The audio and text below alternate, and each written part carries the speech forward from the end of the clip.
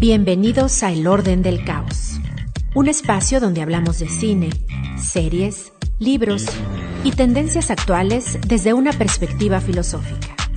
Un programa de la Facultad de Filosofía y Letras, conducido por Marco Sanz y Juan Diego Béjar. El Orden del Caos, donde la única condición es pensar. Iniciamos.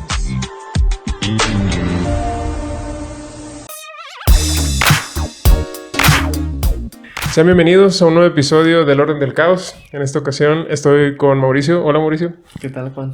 Y estoy con Eric. Hola, Eric. Hola, mucho gusto. Sí, en esta ocasión vamos a hablar sobre 3 temas que, pues, de alguna manera han ocupado nuestros intereses personales en nuestros estudios de filosofía y, pues, que se relacionan bastante en la historia de la política, en la historia de la metafísica y en la historia del pensamiento filosófico en general. Son temas que están básicamente dirigidos a responder por qué es la realidad, cómo estudiar eso que denominamos realidad y qué consecuencias políticas hay de asumir una respuesta u otra a este tipo de preguntas. Entonces, voy a iniciar por acá, por esa idea de qué es el realismo y cuál sería su importancia dentro de la filosofía en general y de la política. Quisiera iniciar por Eric, porque Eric está especializado en este asunto de la política y, no sé, desde esta perspectiva me interesa mucho saber qué te parece desde tu perspectiva, desde la perspectiva de la política, cómo es de importante o no, quizá, este asunto de qué es la realidad, de cómo definirla, cómo estudiarla, y si hoy por hoy existen intereses por promover algo así como una especie de realismo político, o si es algo que ya habrá quedado en la historia de eso que denominamos política, o teoría política, por decirlo así. Bueno, pues es una preguntota. Sí. Para empezar. Nada más. La palabra realismo, pues como sabemos en filosofía, tiene una historia muy larga, unida a política, como realismo político quizás es un poco más acotada. El término como tal, hasta donde tengo conocimiento, es como el siglo XVIII, ¿no? O sea, esto que se conoce como pues, realismo político significa simplemente buscar como la unidad, cómo mantener la unidad de un Estado, ¿no? Eso era lo que se entendía por realismo político en el siglo XVIII, XIX, en Alemania, ¿no? No tiene tanta relación con la filosofía como tal, sino es simplemente cuando aparece el término en política. La relación con filosofía sería mucho más antigua y podríamos hablar posteriormente de eso. Y actualmente sí se habla mucho de realismo político, pero en un sentido como, llamémoslo, débil, ¿no? Como decir, hay que hacer lo posible, simplemente, ¿no? Sí, yo tengo la sensación, no sé cuál sea tu opinión, pero como que es más interesante para algunos teóricos de la política, especialmente en las últimas décadas, el asunto de la realidad como constructo, la realidad como construcción social, ¿no? Que es esto que se estuvo muy de moda en los 90s y 2000s todavía, pero pues como que ese detalle, entender a la realidad de esa manera dentro de la política, parece tener rendimientos más atractivos en general.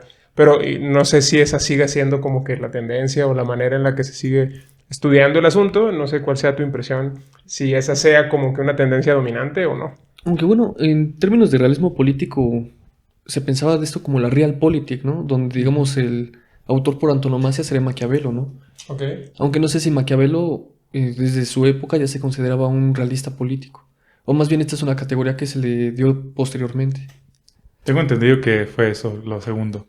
Okay. Un término que surgió pues eso en el siglo XVIII, XIX y que después se aplicó a muchos autores, ¿no? Como gente que está pensando en las condiciones concretas de lo que es la política y qué se puede hacer con ello, ¿no? Después viene esto de el constructivismo, ¿no? Y cómo la realidad tendría unos márgenes más amplios de qué se puede hacer con ella y qué no. Sí, sigue estando pues presente esa posición. No sé, tendría mis dudas qué tanta fuerza tiene esa posición actualmente, ¿no? Porque en la política del día a día lo que predomina pues es el realismo político, ¿no? ¿Cómo voy a ganar estas elecciones que vienen? ¿Qué voy a hacer con este presupuesto que es finito, demasiado finito? a quién le va a tocar una parte y quién se va a quedar sin parte. Lo estás entendiendo como una especie de pragmatismo político. ¿A eso te refieres? Sí, así es. Ese es el sentido, digamos, cotidiano de realismo político, ¿no? Y bueno, en general creo que con esto podemos más o menos empezar con la pregunta que es quizá la más interesante que tenemos que hacer o que tenemos que elaborar, de qué significa realidad en este contexto y cómo podemos problematizar y por qué esto ha sido para la política en general y para la filosofía en particular una preocupación, ¿no? ¿Por qué es interesante definir qué estamos entendiendo cuando decimos realidad? Y bueno, quisiera... Bueno, yo iba a decir algo que me pareció interesante. Fue esto o sea, dijiste pragmatismo, ¿no? Y justo el término pragmata es uno de los sentidos que tiene la realidad en el mundo griego.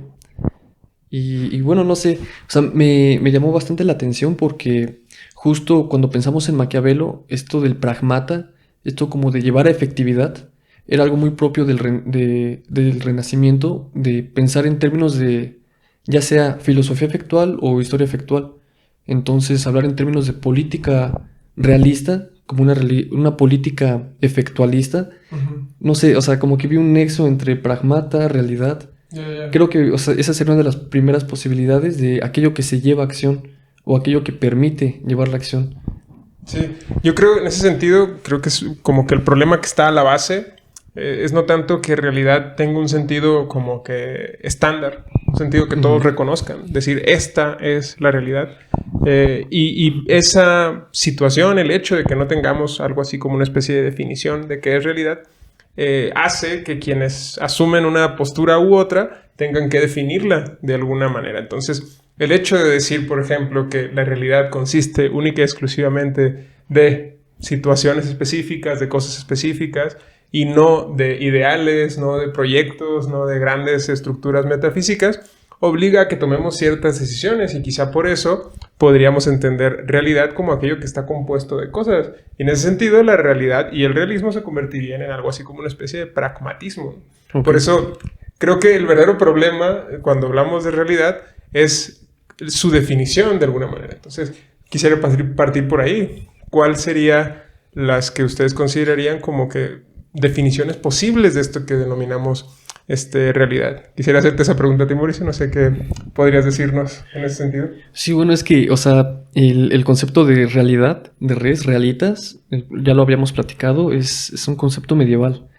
Y ahí es donde empieza el primer problema, porque al igual que con Maquiavelo, se aplica el término de realidad a un concepto griego. De hecho, a más de un concepto griego.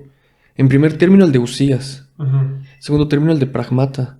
Y no recuerdo a qué otro concepto se le aplica esta categoría, pero entonces viene allí una dificultad donde realidad podría ser todo aquello que posee sustancia. Y en esa medida, si lo pensamos en ese sentido, casi toda la filosofía premoderna estará pensando en torno a la sustancia o a que existen sustancias. Sin embargo, esto solo es posible caer en cuenta de ello una vez que llega la crítica moderna de la diferencia entre sujeto y objeto. Entonces, allí se plantean otros términos. Realidad sería todo aquello que es independiente del sujeto, todo aquello que posee una consistencia o que posee justamente una realidad independiente del sujeto. Y bueno, esto ya sería lo que generaría todo el debate que yo pienso es propiamente moderno. ¿Cómo decirlo? Hablar en términos de realismo solo sería aplicable en el mundo antiguo, si lo pensamos como habíamos platicado, entre los realistas y los nominalistas, donde se daría este conflicto de cuál es la realidad propia de las palabras. Si las palabras pertenecen a las cosas o son cosas que nosotros les otorgamos a las sustancias. Entonces, pero fuera de ese debate, yo creo que pensar en términos de realismo es por sí mismo problemático, porque sería en todo caso una categoría, yo pienso, anacrónica. ¿La de realidad, realismo? La de decir que, por ejemplo, Aristóteles era un realista, de decir que Tomás de Aquino era un realista. No es que sea anacrónica en el sentido de que sea inútil. O sea, creo que es muy útil y es necesaria. Sin embargo, no alcanza a dar cuenta porque tanto Aristóteles como Tomás de Aquino y los grandes representantes del realismo de premodernos, ellos no tenían en mente estos problemas que nosotros sí tenemos con la realidad, que es el de que sea algo independiente a la subjetividad. Sin embargo, bueno, creo que podríamos iniciar por acá, por estos dos grandes representantes del pensamiento antiguo, que son Aristóteles y Platón. Y empezando por Platón, ¿no? Que creo Platón tiene la idea de asumir que existen estas formas y estas estructuras formales, inmateriales, eternas y perfectas, que no solo serían reales, no solo tendrían realidad, sino que además sustentarían a todas las demás realidades. Siendo todas las demás, es decir, las realidades sensibles, por ejemplo, las cosas que experimentamos a través de los sentidos, dependientes y subordinadas a esas otras realidades, que serían las formas, que serían, insisto, el sustento y el fundamento de esta otra realidad que sería más bien como imperfecta. Entonces tendríamos esa como que división entre dos estratos, al menos dos estratos de estas realidades en el sistema o en el pensamiento platónico. Y en ese sentido podríamos pensar que en términos relativamente curiosos, Platón podría estar siendo un realista en el sentido de que le otorga una existencia independiente y autónoma a estas formas o ideas que existen más allá de nosotros y que nosotros podemos de alguna manera conocerlas e interpretarlas y demás, y que en ese labor de comprenderlas e interpretarlas se juega la posibilidad también de comprender el mundo.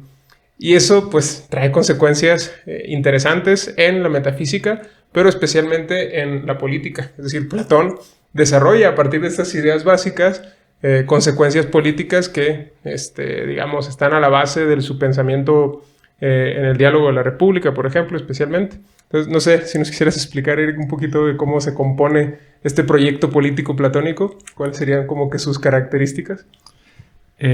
Bueno, pues se trataría de una temprana utopía, ¿no?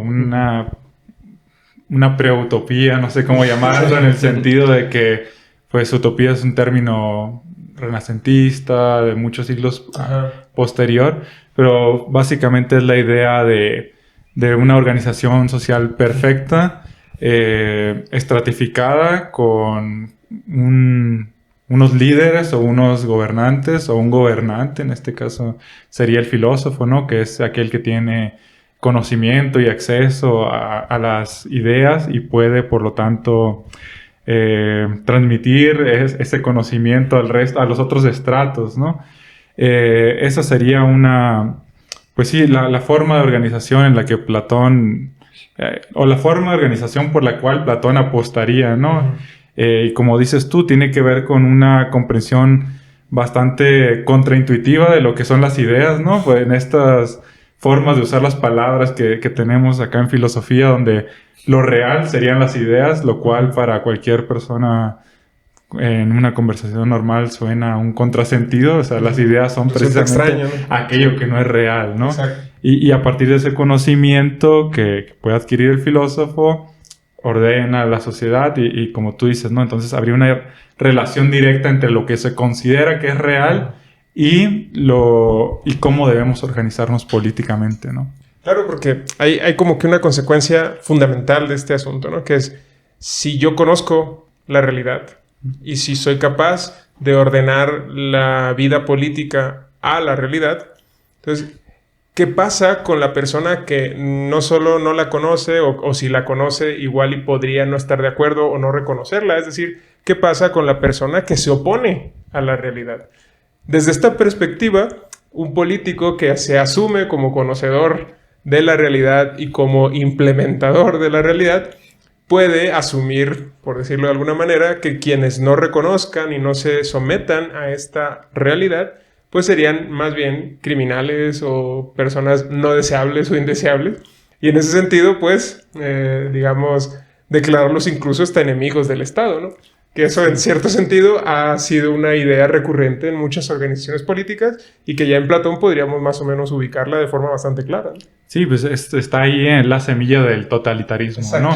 En el sentido de yo sé cómo es la realidad, por lo tanto yo te voy a decir cómo nos tenemos que comportar, cómo nos tenemos que organizar políticamente, y aquel que se oponga a esto no se está oponiendo en realidad a una determinada forma de orden social o político, sino que se está oponiendo a la realidad. O sea, pues esa es la razón por la cual él plantea expulsar a los poetas, ¿no?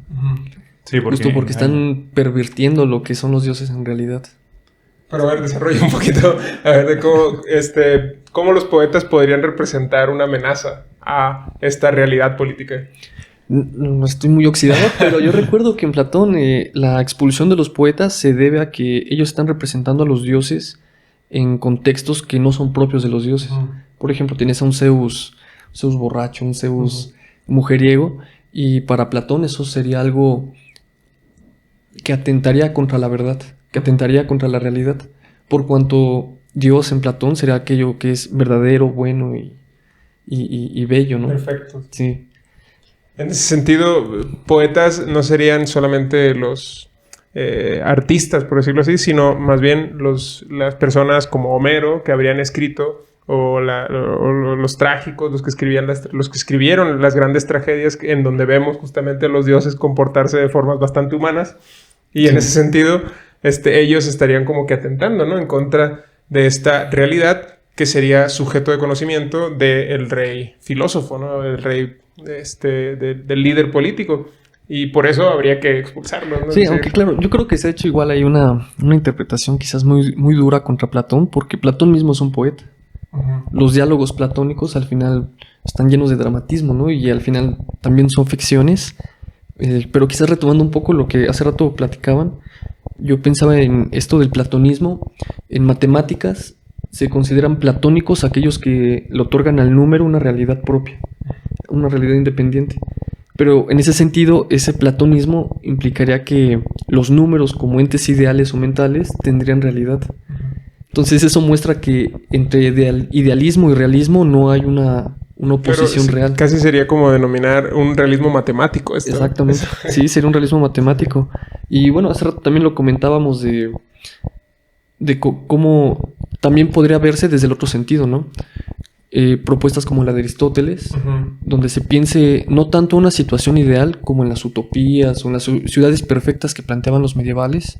Si pienso me parece que es Al-Farabi el que piensa en de la ciudad perfecta, la ciudad ideal, sino también en esto de otro tipo de propuestas que están yendo más bien a las condiciones materiales. Y también a quienes se siguen a lo material y no tanto a lo ideal, se les ha llamado históricamente realistas. Entonces, yo creo que sí, o sea, por eso comentaba que el concepto mismo de realidad es demasiado amplio y demasiado general. Sí, es casi como una cualidad que es atribuible a diferentes tipos de cosas o incluso a diferentes ideas, y dependiendo de cuál elijamos y de qué escala o relación de prioridad establezcamos, cambia bastante el tipo de organización política que se deriva de esa organización de ideas. Sin embargo, quisiera hacer una nota ahí sobre esta idea de la utopía, que me parece interesante porque creo que la idea de Tomás Moro, y que se ve reflejada en el nombre que le da a su organización política, que es la utopía, es una negación, el topos, que significa lugar, y uk, que significa no, es decir, utopía significaría literalmente el no lugar. Es decir, sería algo que no tiene lugar y que en todo caso tampoco podría tenerlo. Por eso en algunos casos también se propone como ucronía, es decir, algo que no tiene tiempo y que no puede existir, digamos, en el tiempo, ni en el futuro, ni en el pasado. Entonces, eso pareciera que en el fondo del pensamiento utópico, pese que hay un pensamiento teleológico, un interés teleológico en el pensamiento utópico, sí se reconoce, al menos desde Tomás Moro, que esa es una teleología prácticamente imposible. Y en Platón creo que no es el caso, ¿no? Creo que para Platón es bastante clara la convicción de que la república es un proyecto posible, y él, de manera personal, trató de implementarlo, ¿no? Es decir, quiso él llevar a cabo este proyecto político con catastróficos resultados. Sin embargo, él tenía, parece, el interés o la convicción de que ese sistema político no solo era posible, sino que además era el mejor sistema político posible. Es decir, el mejor sistema que pudiéramos llegar a tener sería aquel que estuviera dirigido por el rey filósofo, ¿no? Es decir, alguien que fuera el conocedor de la verdad, el conocedor de la realidad, y que él tomara las decisiones incluso por encima de quienes estuvieran en oposición a estas decisiones. Entonces, en ese sentido creo, no sé si tú lo percibes de ese modo, pero pareciera que hay ahí una diferencia que me parece muy importante entre si pensamos o no que esa perfección o esa sociedad perfecta es posible o no. y pareciera que en el pensamiento utópico se parte del hecho de que esa no es una posibilidad que se pueda efectuar, digamos. Sí, en principio sí, por el nombre, como tú bien lo dijiste, parecería ser de entrada que hay una negación sobre la posibilidad de que tal cosa pueda existir, ¿no? Mientras que en Platón sí hay como una convicción, creo que esa es la palabra correcta, de miren, dado que yo conozco las ideas, sé cómo y la realidad, así he llegado a la conclusión de así es como debemos organizarnos, ¿no? Y esto es totalmente posible. En Tomás Moro digamos, el acercamiento es otro, ¿no? También, no sé si sea importante, pero el contexto de la utopía de Tomás Moro tiene que ver con el descubrimiento de América, ¿no? De cómo pues llegaban narraciones extraordinarias de muchas mentiras, claro, en su mayoría mentiras podría decir, de cómo era América y las cosas que se veían ahí. Y entonces el hecho de que, bueno, la imaginación europea entró como una especie de éxtasis y dijeron, bueno, entonces quizás ahí puede existir un mundo como esto, con estas características, donde pues no existan todos estos vicios que tienen las sociedades de esta parte del mundo y se vería así. Pero con la falta de convicción de Platón, ¿no? Es como, podría ser algo así, pero quién sabe si eso es realizable, y por el nombre todo parecería indicar que no. Después, este pensamiento así como de una sociedad reconciliada consigo mismo, sin ningún tipo de problema, ha sido retomado por otros pensadores, ¿no? Pienso en Marx o en el marxismo más estándar que uno se puede imaginar, donde la historia tiene que atravesar varias etapas para poder llegar al comunismo, donde es igual una sociedad utópica, entre muchos paréntesis, hay muchos detalles ahí, pero que en sí la historia conduciría necesariamente hacia allá. Sí, creo que eso sería una gran pregunta que deberíamos plantear, pero creo que hay varios detalles que pueden establecer una especie de paralelismo, ¿no? Un detalle es que Marx sí plantea algo así como especie de necesidades históricas, ¿no? O como una especie de mecanismo histórico que en última instancia tendría que desembocar en esta organización política que sería el comunismo. Y en ese comunismo, de acuerdo con lo que pareciera estar diciendo Marx en El Capital, pues sería algo así como una superación y un modelo político, no sé si perfecto, no sé si ese sea un interés de Marx, establecer que esa sociedad es la perfecta, pero sí parece que es algo hacia lo cual nos dirigimos con carácter de necesidad, con una necesidad histórica. Y en ese sentido, sí podemos validar algo así como un pensamiento teleológico en Marx. Y creo que eso es algo, digamos, fácil de argumentar. Lo que no sé si sea tan fácil es si esa teleología, esa dirección histórica que Marx parece defender, implique una dirección hacia algo así como una sociedad perfecta. Que eso sería interesante plantear si el comunismo, desde la perspectiva de Marx, es o no una utopía o una república platónica en todo caso. Bueno, lo comentaba un poco para marcar la diferencia, ¿no? Como tú decías, la utopía de Tomás Moro pues es sin lugar o que no tiene lugar, y también se habla de ucronías, ¿no? Que no puede tener lugar en el tiempo. Lo que haría cierto pensamiento marxista, que no precisamente Marx, los marxistas, sería ubicar esa posible sociedad perfecta en las leyes de la historia o en el devenir de la historia, ¿no? Entonces ya no sería utópica ni ucrónica en el sentido que dijiste, porque al contrario, la historia conduciría hacia allá. Yo tiendo a pensar que Marx pues, no era ningún tonto, ni ningún ingenuo, ni creía en esta sociedad perfecta, sino que simplemente era una forma de, pues, emocionar a la gente sobre un posible futuro mejor y perfilar una sociedad más o menos sin ciertos problemas de cómo se vería en un futuro, pero que de ningún modo pensaba en que la historia conducía hacia allá, sí, pues, necesariamente, ¿no? O sea, de hecho ese es el punto de arranque, ¿no? O sea, Marx califica estos intentos de comunas y de comunismos previos a él como utópicos, ¿no?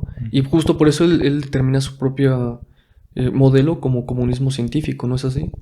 Sí, la oposición clásica, ¿no? Entre socialismo utópico y comunismo científico, ¿no? El socialismo utópico querría crear una sociedad perfecta de un día para el otro. ¿Saben qué? Se me ocurrió esto y si juntamos necesito 3 vatos bien locos, como dicen, para armar mi sociedad perfecta. Y Marx diría, no, mira, las cosas no funcionan así. Hay una historia que tiene que atravesar ciertos estadios, puede o no atravesarlos. Creo que ya es una discusión muy especializada sobre Marx. Que yo ahí tengo una pregunta y es, ¿en qué medida históricamente los deseos de utopía han de hecho conducido al horror?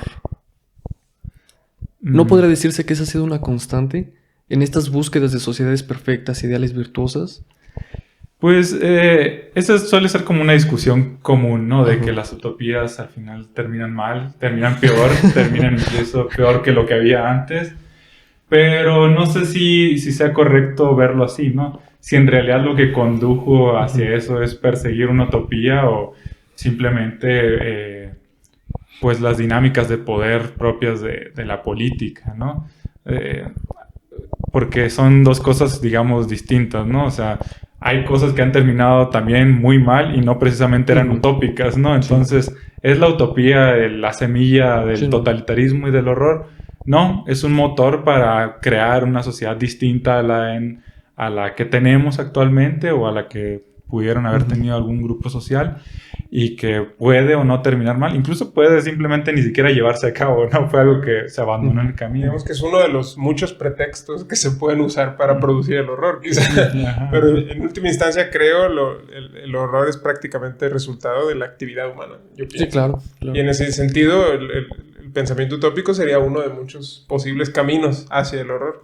Pero bueno, creo que estas posibilidades que estamos más o menos discutiendo en principio, lo que caracteriza este modo de pensar en la política y en la realidad es que existe algo que no está materialmente hecho, que no está materialmente realizado, pero que existe como un ideal, como un posible, incluso aunque sea un posible irrealizable como el pensamiento utópico, sin embargo, sí sería algo como que hacia lo cual dirigirnos, y el mero hecho de dirigirnos ya nos pondría en una situación mejor a la que efectivamente tenemos. Entonces, en este tipo de pensamientos políticos y de pensamientos metafísicos, lo que hay es un reconocimiento de la existencia de un ideal que no está materialmente realizado. Y ese, digamos, como que estándar o idea básica de asignarle a las ideas un carácter o un estatuto de realidad, es lo que podríamos establecer en primera instancia como una especie de realismo político en sentido fuerte, quizá. Porque me parece que esto permite organizar, como decíamos, a los totalitarismos y a los pensamientos utópicos y capacitar a estas estructuras políticas de me parece, un esquema de pensamiento bastante claro para ejecutar sus agendas o sus deseos, por decirlo de alguna manera. Sin embargo, hay otra manera de establecer esta situación, que es decir, probablemente no exista un ideal de sociedad. Y si no existe un ideal de sociedad, el problema es que tenemos que vernoslas con las condiciones materiales tal y como están dadas. Sí. Y decidir sobre la marcha qué queremos hacer. Sí, de hecho, no sé, ahora que lo comentabas, sentí que quizás la posición realista en política, bueno, aunque no sería como, digamos, una definición ortodoxa o clásica, pero pienso mucho en Bertrand Russell, que dice, yo no moriría por mis ideas, porque podría estar equivocado. Entonces, no estoy tan seguro de si una posición política realista sea necesariamente como tener a la vista un ideal, el cual se va a cumplir, ¿no? De modo inexorable. Porque lo pienso más y quizás esto es algo que se escapa un poco de los debates filosóficos, como cuando pensamos en que alguien tiene una actitud idealista, u optimista, o pesimista. Justo cuando decimos que alguien tiene una posición realista, no tiene esta sujeción o no tiene estos fines tan rigurosos y tan severos, ¿no? Sí, claro, o sea, el nombre típico que le damos a este tipo de esquemas que mencionaba es idealismo, ¿no? Sí. Es decir, es un idealismo político y ya está. Sin embargo, acá estoy tratando de hacer ver cómo el término realista es tramposamente elástico como para efectivamente haber sido usado para designar a estos esquemas políticos. Y estoy totalmente de acuerdo. En general, lo que diríamos acá es que se trata de un idealismo político. Y ese idealismo, el problema que estoy tratando de hacer ver, es que se toma como incluso más real o por encima de la realidad material en la cual estamos efectivamente dispuestos.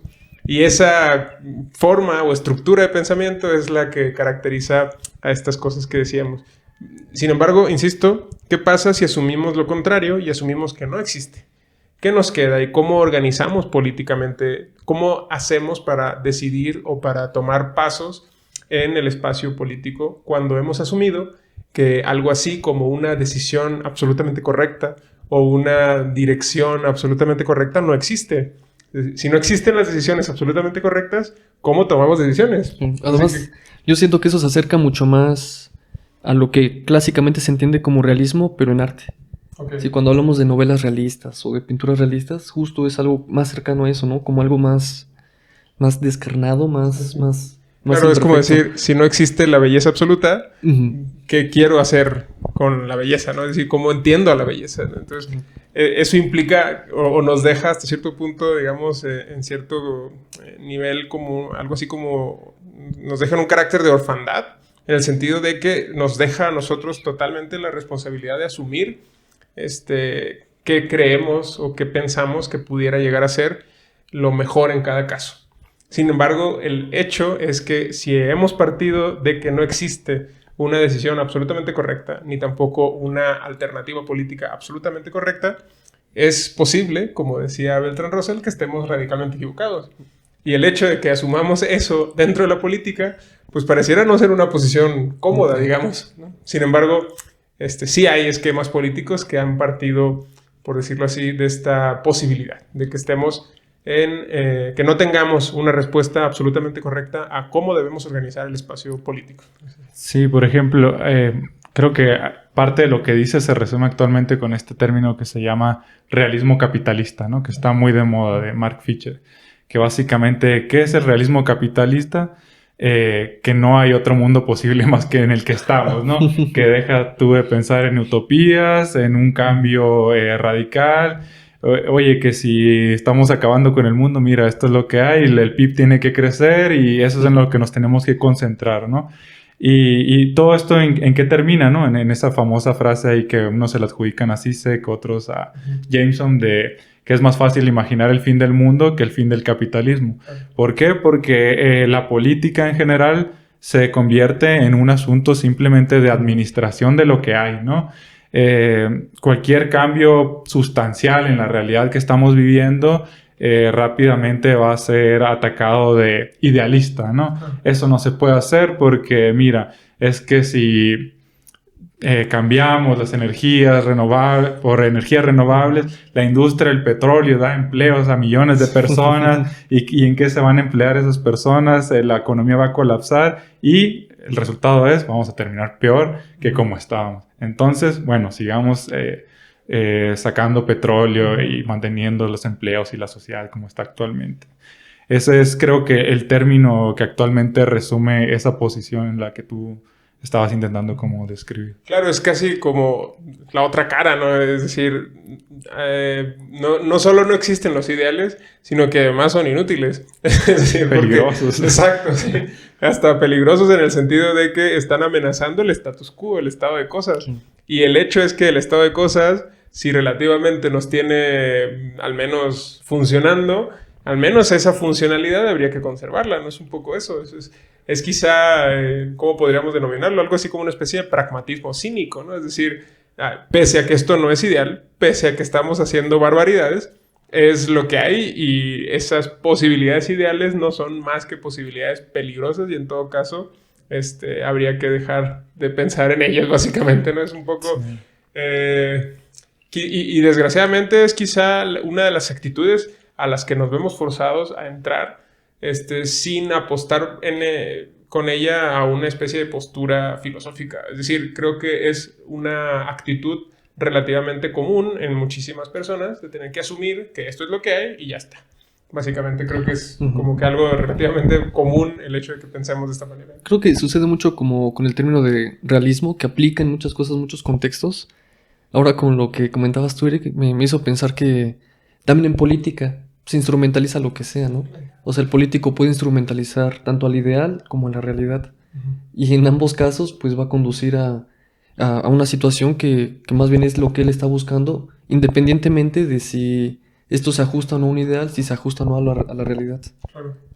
Sí, y creo que hay aquí como muchos intereses que se juntan, ¿no? Porque para el político también resulta relativamente cómodo asumir esto, ¿no? Es decir, que tenemos algo así como, lo decía Bátimo, creo, de una manera también bastante buena, que decía que una manera tremendamente efectiva para evitar que hayan cambios reales o sustanciales es que lo accidental esté en constante cambio. Es decir, que el constante cambio sería la forma más efectiva para lograr que las cosas se mantengan siempre iguales.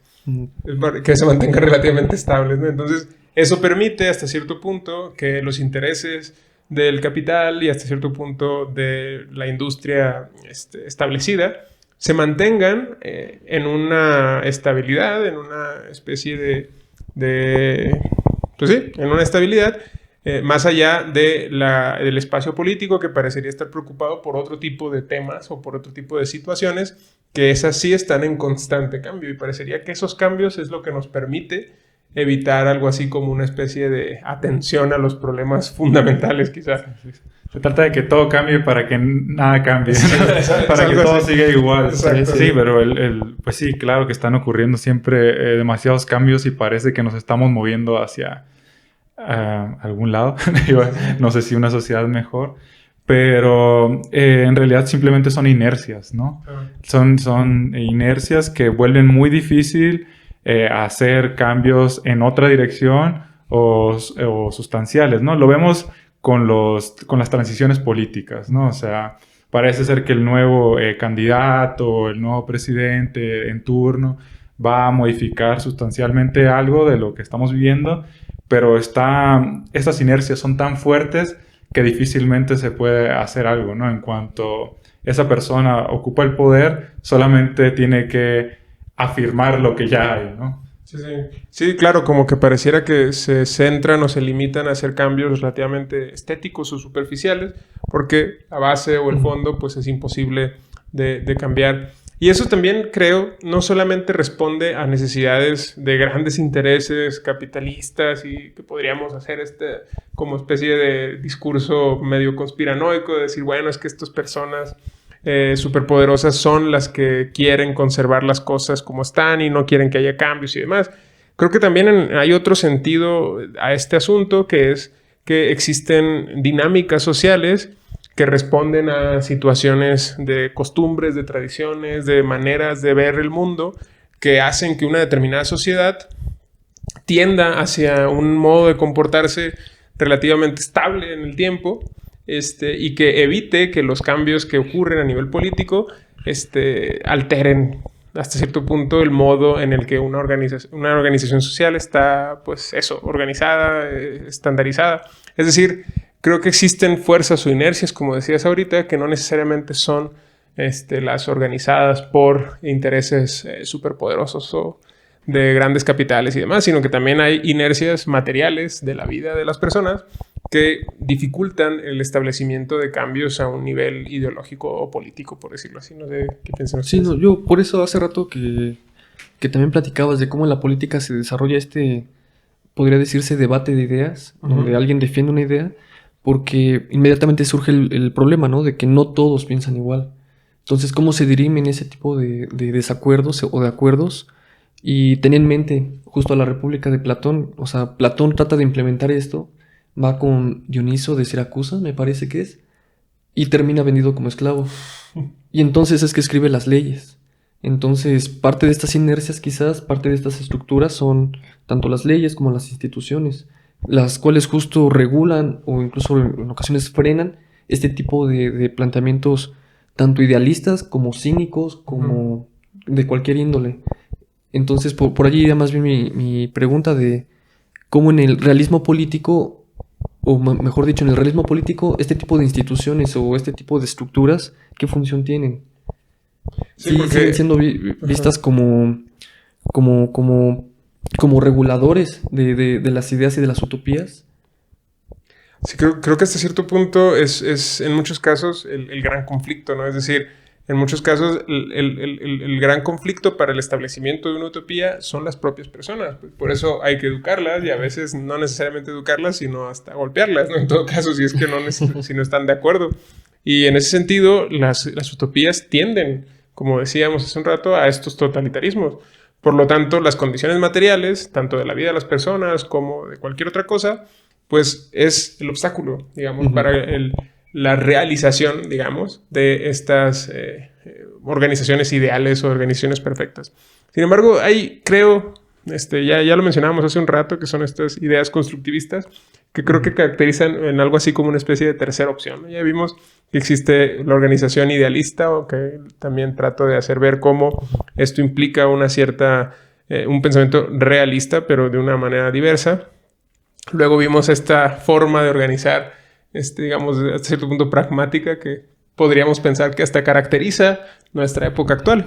Pero existe una propuesta que es la constructivista, que ya más o menos, insisto, la comentábamos, pero que lo que asume es que los cambios en la realidad material pueden ocurrir si, por ejemplo, cambiamos algunas instituciones clave, que aparentemente estarían a la base, según este tipo de pensamientos, del modo en el que está organizada el espacio político, y no solo el espacio político, sino la realidad misma. La institución fundamental que permite que la realidad se organice de acuerdo con este pensamiento es el lenguaje.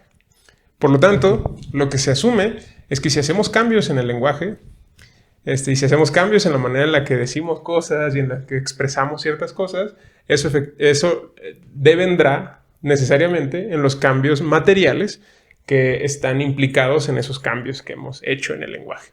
Y claro, esto está basado en muchas ideas del siglo pasado, como por ejemplo este tipo de cosas que Gadamer defendía, de que el ser que puede ser comprendido es lenguaje, o este otro tipo de cosas de los límites de mi mundo son los límites de mi lenguaje.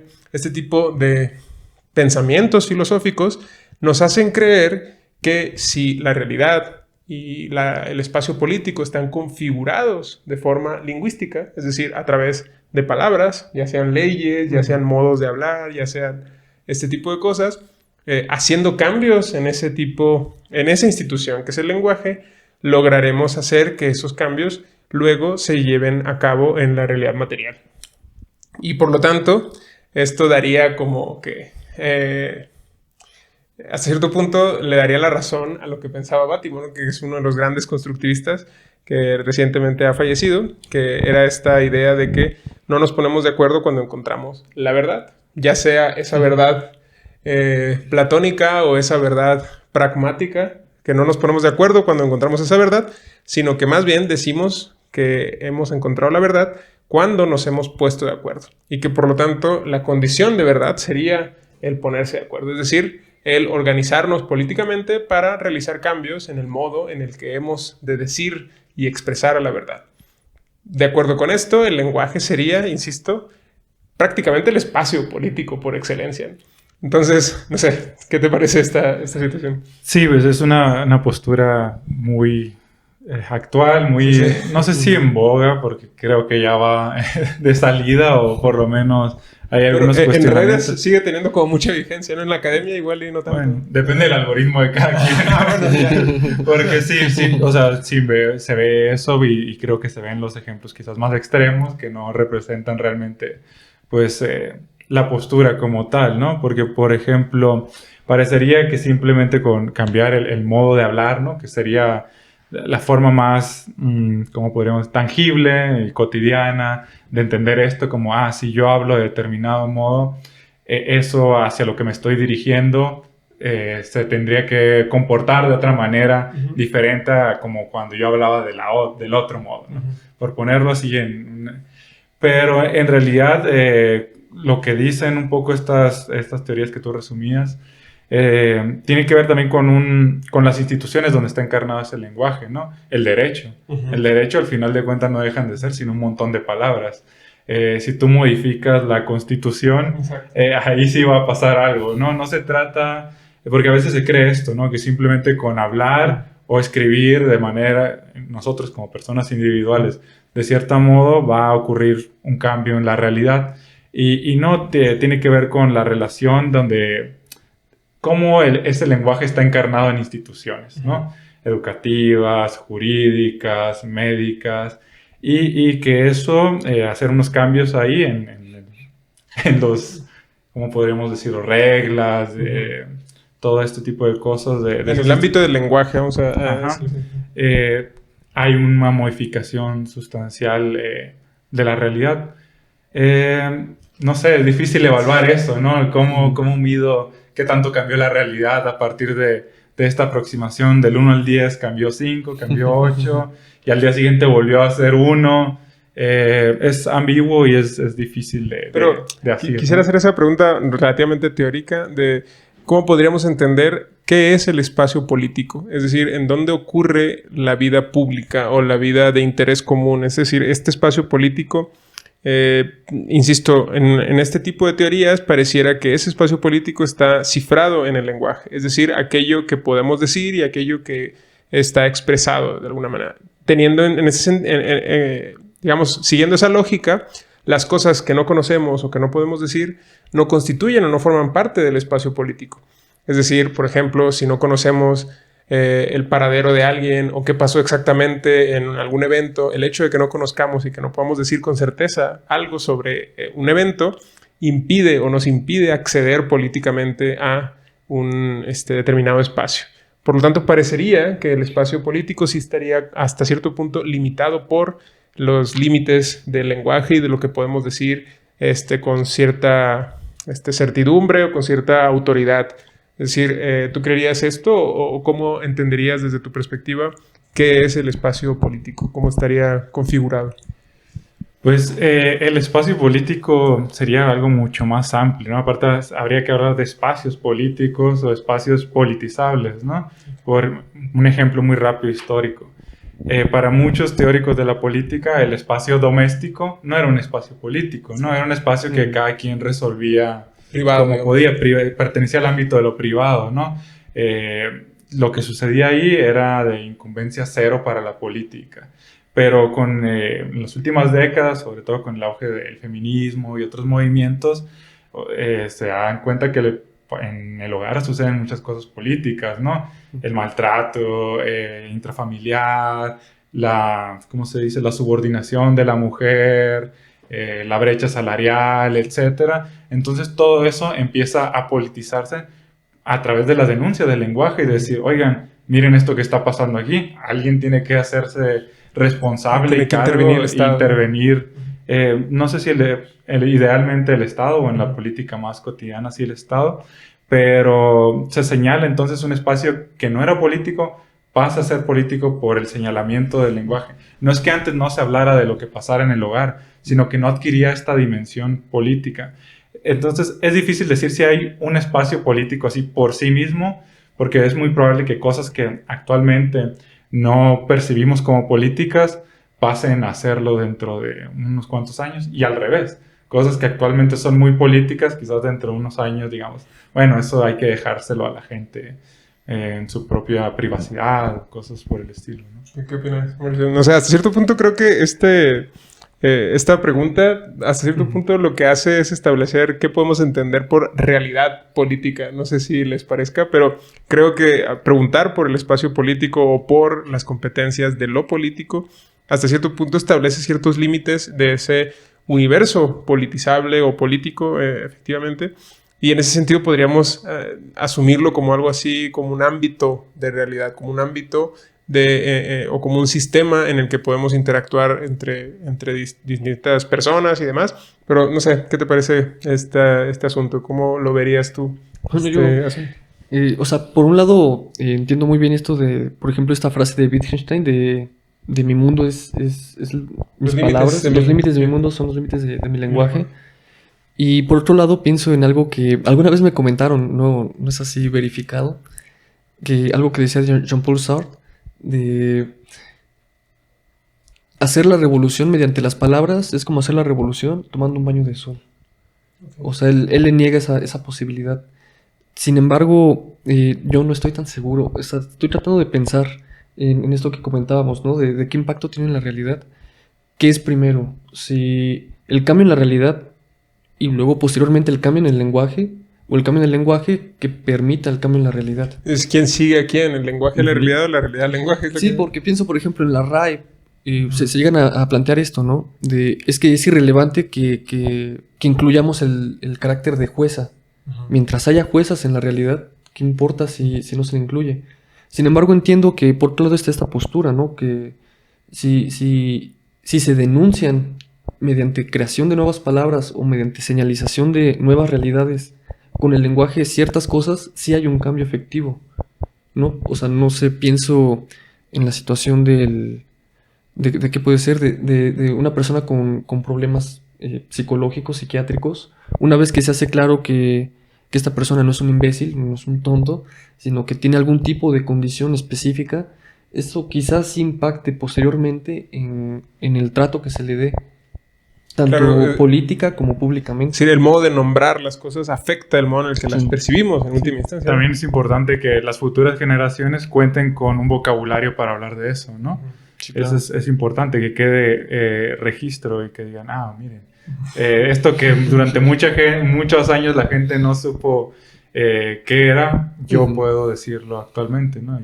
Y puedo actuar en conformidad con ello. Pero entonces, por ejemplo, creo que hay varios asuntos interesantes que se devienen acá y quisiera hablar sobre el fenómeno de la censura, por ejemplo, ¿no? Que es quizá uno de los que ataca justamente, o es una de las maneras en las que está, pues, nuestra realidad actual material está tratando de enmendar el modo en el que expresamos ciertas cosas, ciertas realidades. Y esto, la censura, implica hasta cierto punto, como lo piensan algunos, algo así como una especie de violación a las libertades de expresión y demás, pero constituye un esfuerzo en este sentido, es decir, por tratar de modificar el modo en el que expresamos las cosas. Y se parte de la idea, como decíamos, de que si censuramos algunos modos de hablar de las cosas, eventualmente esos modos evitarán, no dejarán de reproducirse o de normalizarse, y eso devendrá en una, digámoslo así, una realidad más amigable, podríamos pensar. Es decir, se parte del hecho de que ese cambio en el lenguaje permite una modificación efectiva de la realidad. Entonces, aquí la pregunta es, ¿cómo ven ustedes a la censura? Si le otorgarían esa capacidad, si consideran que es un ejercicio correcto y que por lo tanto tendríamos que seguir pensando quizá incluso hasta nuevas formas de censura que nos permitan modificar de una forma quizá más radical, si es que pensamos que esto es un fenómeno provechoso, o si deberíamos, no sé, pensarlo de una forma diferente. No sé, ¿qué opinan? Pues no sé, yo pensaría que censura siempre ha habido, ¿no? Sí, O claro. sea, por ejemplo, ahora dices, la generación de cemento, ¿no? Que ellos no censuraban, ya sabes, la generación X o los boomers. Los boomers, sí. Pero sí, o sea, nosotros vamos, claro que hubo censura, ¿no? Ya ves, por ejemplo, no recuerdo esta cantante que recién murió, que rompió la imagen del Papa. Pues, o sea, fue una funada de esa época, ¿no? Y yo más bien pensaría, siempre ha habido censura, siempre se le ha dado un uso político. Una funa analógica, ¿no? Una funa Todavía analógica. no era una funa digital. Sí. Una funa analógica. Y, o sea, siempre ha habido censura, siempre se le ha dado un uso político. Y yo creo que tanto antes como ahora debe estar sujeta a crítica. Claro, porque, bueno, creo que es muy sencillo, por ejemplo, ver los errores históricos y ver cómo la Inquisición fue una censura como un poquito pasada de más, digamos, en su nivel de compromiso.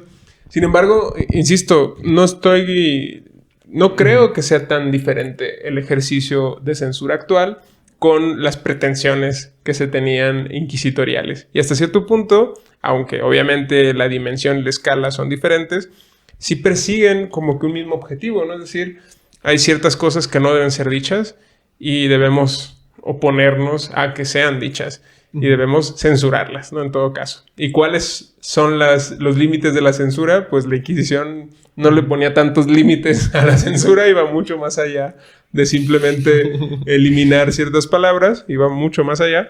Pero hoy por hoy parecería que estamos también en algunos casos dispuestos a ir mucho más allá. Y cuando vemos manifestaciones o cuando se ven manifestaciones incorrectas y que la censura, por ejemplo, trata de ir bastante más allá a afectar el modo en el que ciertas realidades son dichas. No sé, ¿qué piensas en eso? Yo no sé si lo que ocurre actualmente de entrada sería censura, ¿no?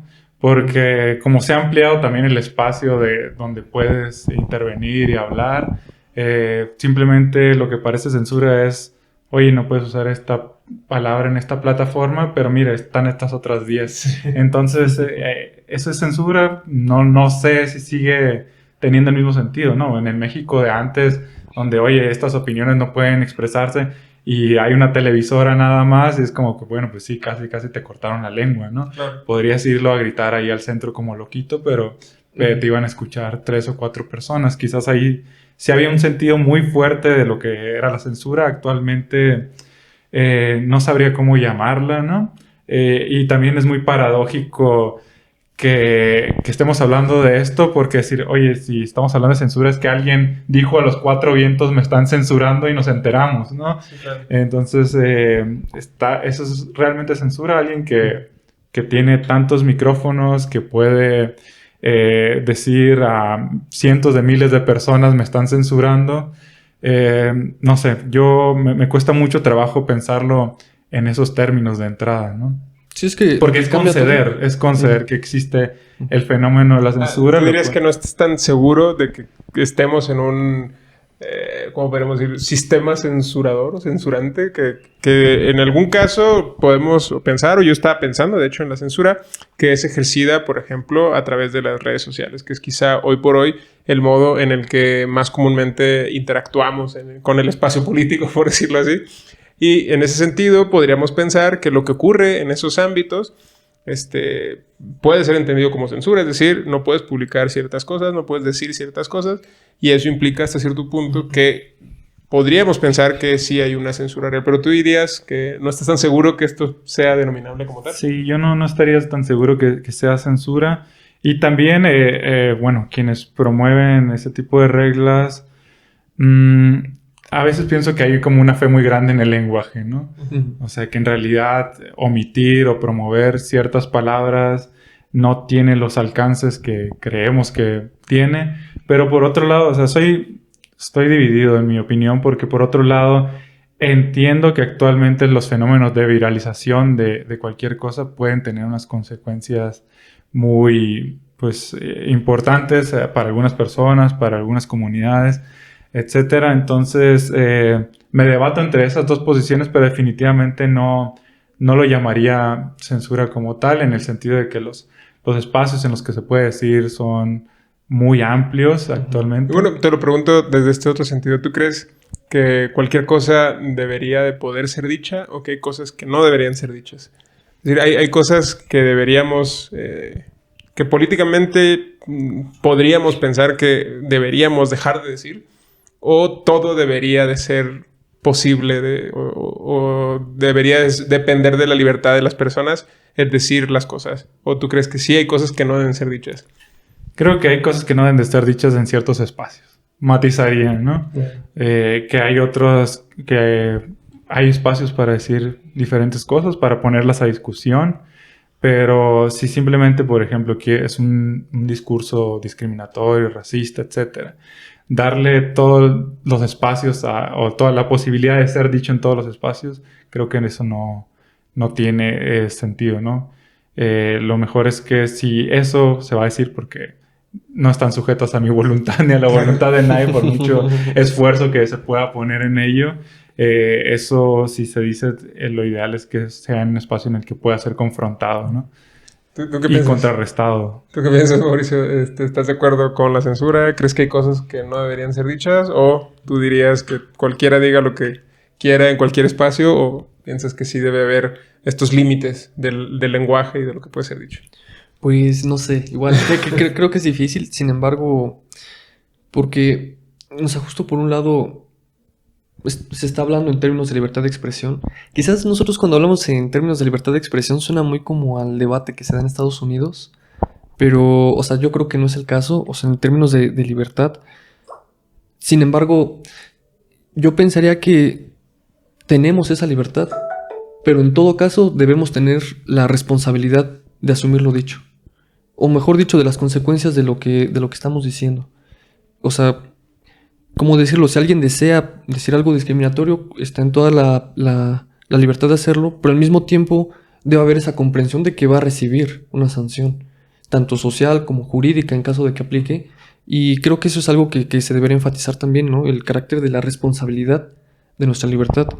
Aunque, bueno, retomando un poco la plática de hace rato respecto de si puede ser considerado censura, yo creo que sí, el carácter de que sean en redes sociales como que cambia todo por completo, ¿no? Justo porque pensamos en la Inquisición, pero si pensamos en el México de hace unas décadas, la censura era televisiva.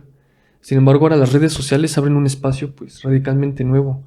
Yo creo que, por ejemplo, estas elecciones que se dieron tanto en Estados Unidos con Trump, como aquí en México con Andrés Manuel López Obrador, o en El Salvador con Nayib Bukele, fueron elecciones que se ganaron principalmente en las redes sociales, y por las redes sociales.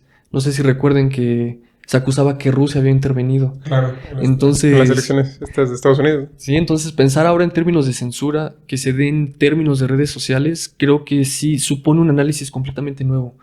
Incluso a tal grado que quizás no sea lo más adecuado hablar de censura, pero sí de consecuencias y sí de algo que impacta en la vida de las personas, tanto a nivel personal, social, laboral, porque, o sea, una funa mediante redes sociales sí impacta en la realidad, ¿no? Y, o sea, y a la inversa, digamos, algo positivo que se dé en redes sociales también impacta en la realidad. Quizás ese es un análisis que falta por hacer. Sí, yo en lo personal, por ejemplo, sí pienso que la libertad de expresión tiene sus límites, como cualquier otra libertad, prácticamente. Y que por lo tanto eso implica necesariamente censura. Okay. El problema es que con base en qué hacemos esta censura. Porque como dijimos, hay estas tres posibilidades que hemos discutido, cambian bastante el modo en el que podemos establecer qué puede ser dicho y qué no debe ser dicho. Porque si hemos de pensar en una sociedad ideal, ese ideal establecerá los criterios de validez de lo que podemos decir y de lo que no podemos decir. Si por el contrario pensamos en que no existe un ideal de sociedad y que más bien debemos atenernos a las condiciones, pues quizá eso, a las condiciones materiales de qué piensan las personas y los integrantes de un determinado grupo político, eso implicaría que dependiendo de la circunstancia y de los vaivenes y de las inercias del pensamiento de las personas, deberían ser esas fuerzas naturales de las sociedades, por decirlo de alguna forma, las que determinen qué cosas pueden ser dichas y qué cosas no deben ser dichas. Y hasta cierto punto creo que es lo que estamos viviendo actualmente, ¿no? Que es una sociedad empoderada la que nos dicta hasta cierto punto qué cosas deben aparecer y qué cosas no deben aparecer en el espacio político. Y por otro lado, también podríamos pensar en este estado fuerte en el que es él el que tiene que tomar estas decisiones, en el que tiene que ser el príncipe o el gobernante el que tome con base en estas condiciones materiales las decisiones sobre lo que debe o no ser dicho.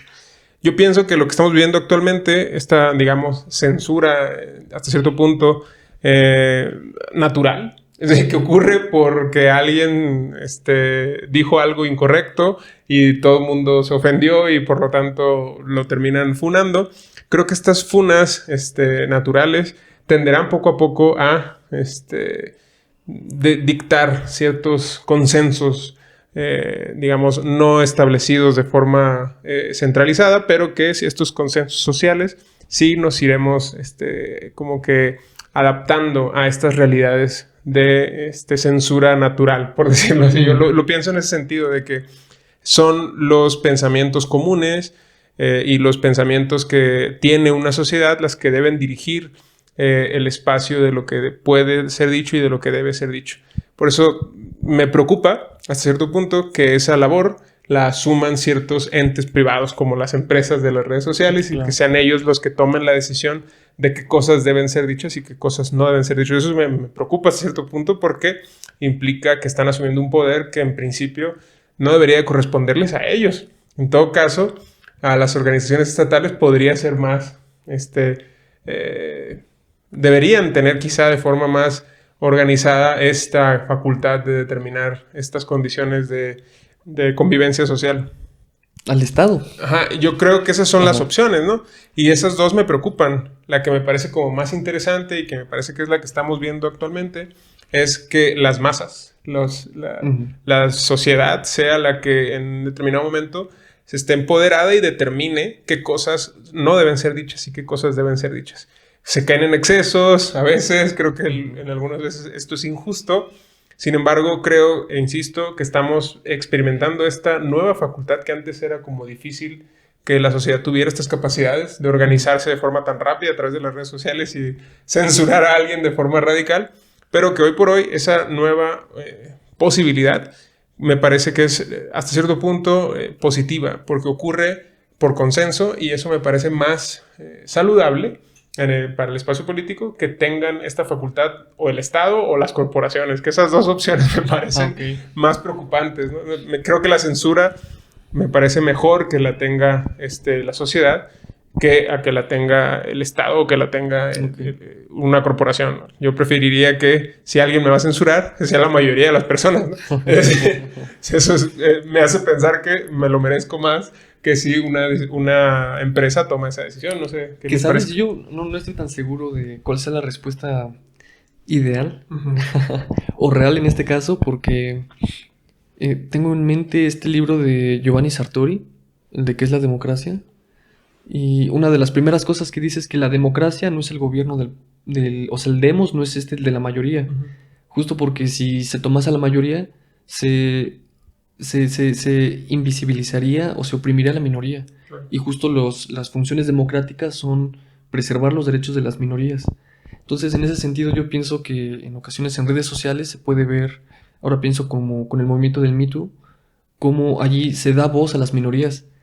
Pero en el caso en que las mayorías son las que están aplastando a esas minorías, no estoy tan seguro si eso sea necesariamente positivo. Sí, entonces, si se tuviese que pensar entre o la sociedad o el Estado o las corporaciones las que decidan qué es lo que sí es correcto, qué es lo que es incorrecto, incluso, no sé, siento que quizás hasta la pregunta no es la adecuada. Pero no sabría cuál sería la pregunta adecuada. Yo sí veo esas tres opciones. Prefiero que sean las masas. Porque si va a haber censura, prefiero que sean las masas y no una corporación y no un Estado, no sé. Pero creo que tú lo dijiste bien, o sea que quizás lo problemático de esto es que lo vemos como las masas y en realidad lo que hay, sobre todo en los espacios virtuales, son comunidades, ¿no? Y son comunidades que tienen sus propias reglas sobre qué puede ser dicho y qué no. Y a veces no nos damos cuenta que en nuestra interacción en Internet atravesamos muchas de esas comunidades y no entendemos ahora sí que sus juegos de lenguaje, ¿no? No entendemos qué puede ser dicho ahí, qué no, porque por lo general en nuestra vida analógica nos movemos en grupos muy pequeños y muy homogéneos, donde entendemos, ¿no? Entre nosotros sabemos qué podemos decir y qué no, en nuestra familia también, en nuestro trabajo también. El problema es que el espacio, queremos movernos de esta misma manera por el espacio virtual o por las redes sociales, y ahí las reglas son múltiples y no sabemos muy bien dónde empieza una comunidad y empieza otra y qué reglas se dieron esas personas a sí mismos. Por eso a veces cuando uno irrumpe cuando rompe una regla de esa comunidad y empieza a ser uno linchado o lo que sea, piensa que son las masas, pero en realidad es un grupo pequeño que no digo que porque sea pequeño sea menos válido, ¿no? Simplemente eso es lo que creo yo que pasa y que no es que el Internet como tal haya decidido funarnos. Son un grupo dentro de ellos, ¿no? Sí, no es tan impersonal, ¿no? Y al revés, cuando nosotros participamos de una de estas funas, en realidad es que rompieron la regla de una de nuestras comunidades. No representamos al Internet como tal. Claro, sí. Sí, aunque bueno, yo también ahí pensaría que es que sería muy constructivista de mi parte, pero, o sea, igual si hay ciertas comunidades y ciertos individuos que no importa en qué espacio los pongas, son funables, ¿no? O sea, son justo objetos de crítica y objetos, si no de censura, pues sí de algún tipo de sanción, ¿no? Sí, pero eso da a entender que hay un consenso más amplio que el de una pequeña comunidad. Es un consenso que se expande al conjunto de la sociedad de decir, oye, eso está mal. Eres tú, eres objetivamente mal. Sí. Pues bien, con esto creo que podemos más o menos terminar acá. Les agradezco mucho, Eric. No, Te agradezco mucho, Mauricio. Y les agradezco a quienes nos han estado escuchando. Los invito a que nos sigan a través de nuestras redes sociales, a través de Facebook, TikTok, YouTube e Instagram. Y también los lunes a las 3 de la tarde, en donde se emite este programa El Orden del Caos, que es por el 96.1 FM en Radio UAS. Y pues nos estaremos viendo en un próximo episodio. Pues, muchas gracias. Y nos Muchas vemos. gracias. Hasta luego.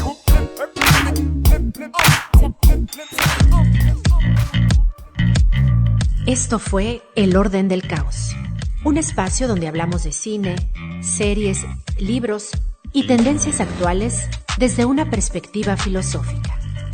Un programa de la Facultad de Filosofía y Letras, conducido por Marco Sanz y Juan Diego Béjar. El Orden del Caos, donde la única condición es pensar. Hasta la próxima.